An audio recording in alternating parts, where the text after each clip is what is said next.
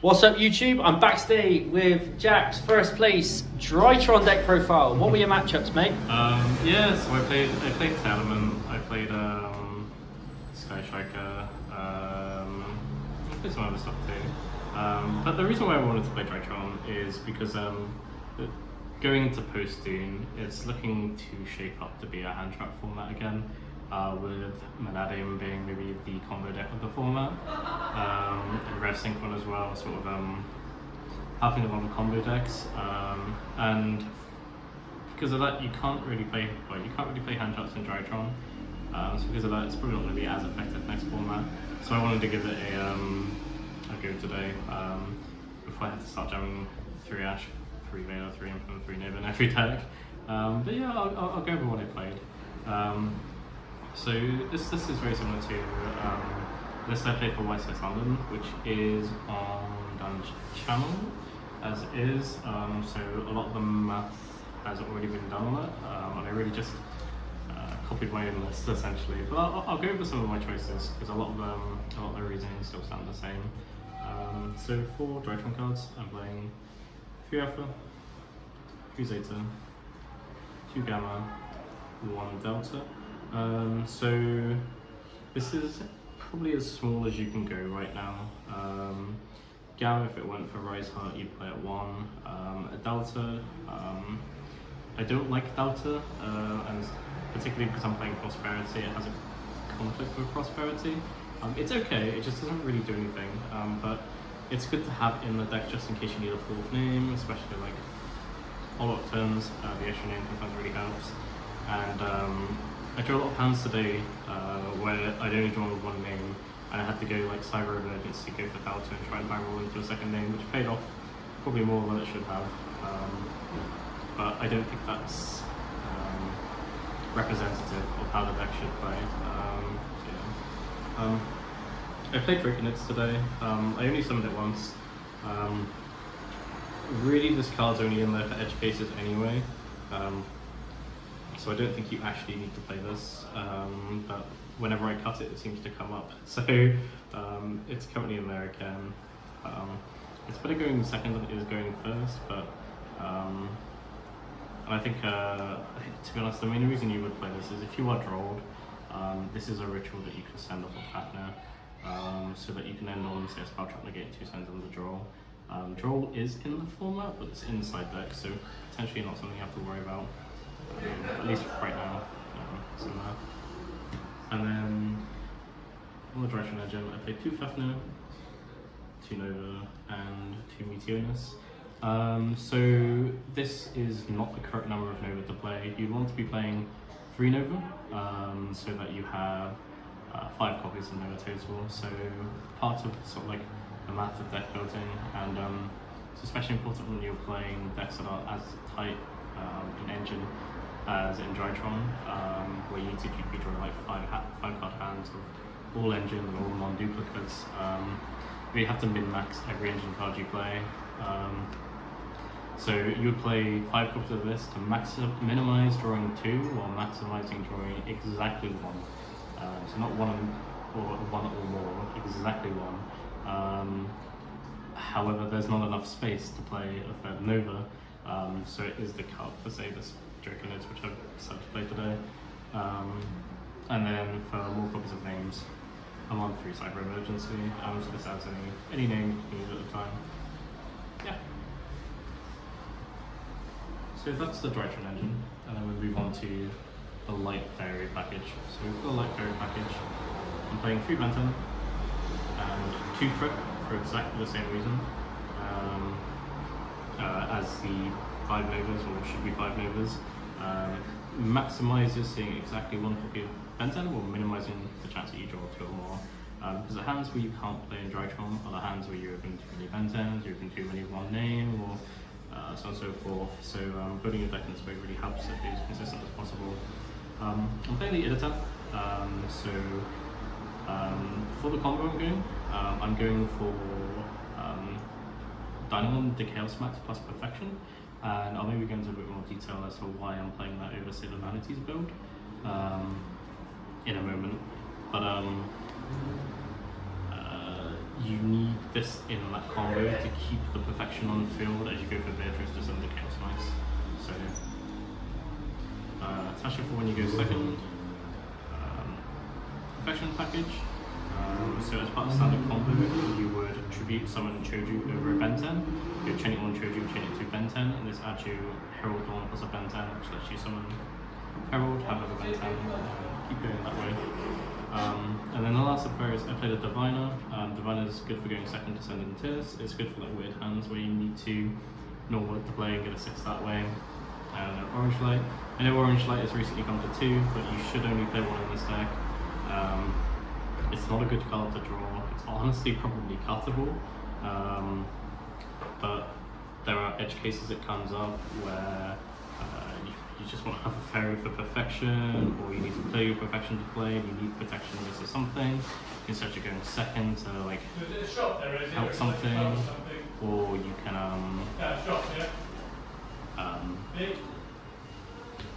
what was that? I forgot what I was going to say.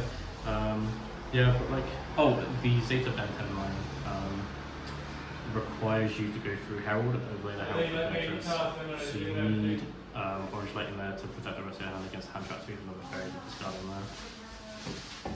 So that's that. Winning condition, Magician of Black Chaos. So I specifically play this with the Vanities because if you were to take the Alpha Zeta line, you would get to a point where you go Fafnir. And say this is a Vanities in hand, you would Ritual Summon for Benten, and then Tribute Summon Vanities over both of these. You get Benten, you get to play after, you use your Gamma, tribute to Benten, you get to play underneath it. The issue with that is that if you're in this game state, with a Vanities in hand, and they value your Fafnir, you can now no longer Tribute Summon the Vanities, which bricks your hand. However, if you had Choju, you can Meteor this away for Benten, and then you can Tribute Summon Choju over the Benten, which gets you both parts of the Perfection line, which you can then use to go into Beatrice, protected by Orange Light. So I find that to be much stronger personally than Vanities. They both win the game on the spot, so I think the one that's a little bit stronger into Impel and Fafnir, as well as stronger versus Burke, Dark Ruler, etc. etc. A lot of decks are on these now. A lot of decks are on Board Breakers instead. This card dodges every single Board Breaker because Dynamon tributes for cost. This comes out and this tributes for cost.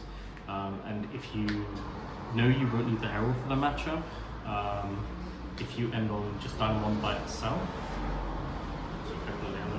if you end on just a Dynamon by itself, when you tribute Dynamon for Chaos Max, you have no monsters on board, so they can't then disfuel the Chaos Max. So against combo decks that aren't playing spells that you don't care about, that's the line to go for. Or if you have a common Herald against it, doesn't even matter. So yes, that's the main deck. So it's not quite the main deck, it's most of the main deck. The last slots in the main deck are 3 block cross for consistency, 3 book and 2 talent. So again, 5 go second cards. All of these do the same thing that they alter the Rise Heart, which is the biggest issue for your deck. But they're also good going first. So because your deck tributes, because it's a ritual deck and you can tribute face downs, and Choju is probably the best open target in this deck next to Fafnir. You can use Book sort of as a pseudo call by the grave on a Choju to make sure it resolves, and then tribute the Choju for the Dawn, so on and so forth. So I really like Book for that reason, and I really like Triple Attack because you can normally play through 1 hand trap, you can often play through 2 hand traps, but Triple Attack makes it so you can play through 3 by just ripping or ripping starter, knowing what you're up against, you can back your own board, very good in this deck. And of course, if they don't hand trap you, Triple Attack is not live, it means you're full comboed and they can't play anyway. So that's that. And then the last thing to maybe talk about is Prosperity. So Prosperity is very good on this deck because the way the math works for Prosperity is that it makes every 5 of in your deck an effective 8 of. And 8, if you didn't know, is the math to see 1 or more of a copy while minimizing seeing 2 or more. So what that means is that you are much more likely, probably about 60-70% to see any of your 5-offs just by playing 3 Prosperity in your deck, which is very helpful for like needing to dig for a Rise Heart out, needing to dig for a Ben 10 if you really need a Ben 10, you know. So yeah, that's that. Then we'll go to the extra. So for Xyz, I played 2 Fafnir and Beatrice. These are your engine Xyz, that's all you really make when you're going first in terms of Xyz. As part of your standard combo, I usually Dynamo shuffle back one of these, so it's like you're playing free. It's especially useful against like Kashtera. If they somehow play through whatever you have, you know, if they like stick a unicorn and it comes back to you and you're playing, when they unicorn effect, they're not ripping out the only last copy of 3 beta, you still get to keep one, which is good. I played Kika Nagashi Fuko, so this card is dual purpose in this deck in the fact that not only does it help you make Zeus go second, but also if you are drolled or shifted going first, you can pass on this, and it's effectively a turn skip, so it comes back to you. And part of the reason why it works, specifically versus Shifter, is because I side into a copy of Lancia. So when you are shifted, you activate 2 DRYTRON names and you tribute a Ben 10 to get hold of Lancia. And then when you activate Kikanakashi Fuko on your opponent's turn, before you do that, you drop the Lancia. So both of your materials go to grave. If your opponent's on Kashtera, then it's a lot harder to make a Rise Heart under Lancia than it is without it. So they are less likely to make a Rise Heart. And then both your names are in the graveyard, so when it comes back to you, you have a lot more of the crackback than if you were just like this and hope for the best. And one thing I potentially would want to play as well, in addition to Kikanagashi Fuko, is Slacker Magician. So Slacker Magician is a lot better for making Zeus, because the issue with Fuko, specifically making Zeus, is that if they have an attack position monster, this card cannot make a 2-mat Zeus, and you have to go through download to get to it. While that is fine, a lot of the time you can't go through that because they know they have a piece of removal, and if you go for download, this is then weak. Particularly, but if you're on Slacker Magician, you can just attack, slap Zeus, and you're still safe. However, there's not space for Slacker Magician right now, because you still have to play double Zeus against some Kashtera. So maybe in a world where Kashtera goes, you can cut one of these to make space for Slacker Magician, which actually makes Zeus a lot easier versus some board states. Then onto the links. So for links, I play Link Karibo, Double Dynamond, IP, Phoenix, and Broadsword. So there's 2 options you can do for the Link Karibo slot. Some people play Anima. I personally prefer Link Karibo because it has the down arrow, which makes Phoenix a lot better, and also because it has the graveyard effect tribute to comeback, which is really relevant versus say like a Rise Heart. If they were to Rise Heart a material to try and get rid of it, you can chain the Link Karibo to make sure it isn't banished, so you have it to follow up. Double Diamondo. You play 2 of this because the first one does the Chaos Max lock, and the second one is Nightmare Unicorn on the follow-up. So it's both removal on a combo piece, and sometimes you just need to lock 2 turns in a row, which I did do today. So having seconds really helped for that reason. IP you make if you have like extra bodies. You can Dynamond, maybe add. So today versus I played versus Sky Strike in the last round. I was both belled and magnumuted, so I didn't go for Chaos Max. Or I couldn't go for Chaos Max, I didn't have the materials to do so, but I did have enough to end on Diamond, IP, and Herald of Perfection. Meaning that during my opponent's turn, I was able to go Dynamon Tribute to add back a Light Fairy, to have another Light Fairy for Perfection, and then once I'd used all my Perfection negates, I could IP into a second Dynamondo to spin something, to spin a back row, to make cracking back with very low resources a lot easier. Yeah, so that's that. And then Phoenix outrun and back row comes up more than you'd expect. And Broadsword, so Broadsword's played over access code because it hits a 8k breakpoint with Fafnir, where this 3k, 2k, 3k is 8k. So, yeah. And then that's it for the links. And then for the last 2 cards in the extra deck are your Diviner targets, which are Arclight and this. Yeah. Last is the side deck. So side's not perfect. I don't own any copies of Thrust, which I would recommend for this deck. Or I'd possibly recommend playing maybe something like a Volcanic Queen for Pearly. I didn't expect there to be any Pearly today, but some of our locals has just picked it up again, so it's something I'm going to have to start preparing for in the future if I want to play this deck moving forward. But this is what I played today. So I played the 1 Lancier to search off of Ben 10 for shifter decks. 3 action, 2 belt. So in a lot of matchups you have 5 slots for engine cards.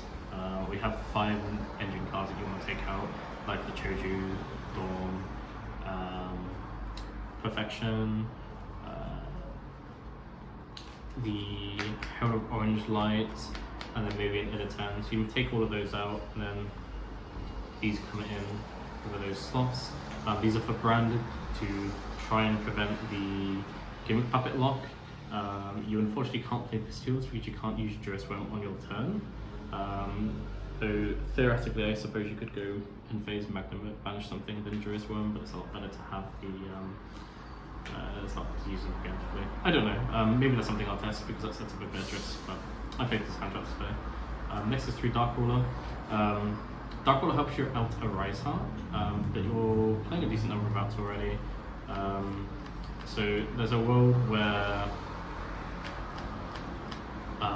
perhaps these should be droplets for if decks where decks that make Dwala start entering the meta game. Because I played a deck that makes Dwala today. I was fortunate that my hand was able to make a 4 material Zeus under it, and he didn't have much else. But this card doesn't beat Dwala, so maybe some respect. I played Triple Cosmic for Runic, but yeah. And then I played Triple Grave of the Organism. So this is another card that helps you when you get shifted. If Cash Terror shifted you, you set this, they can't really do anything under it. It's the same as branded, they're branded aren't going to shift you, but they might draw you. But this is a floodgate that you can play completely under with Natasha. Just start taking all their things, set up a broadsword and game them. Meanwhile they can't do anything under it. And that's that. Thank you, Jack, for doing the deck profile. No worries. Don't forget to like, share, subscribe, and stay tuned for more. Cheers.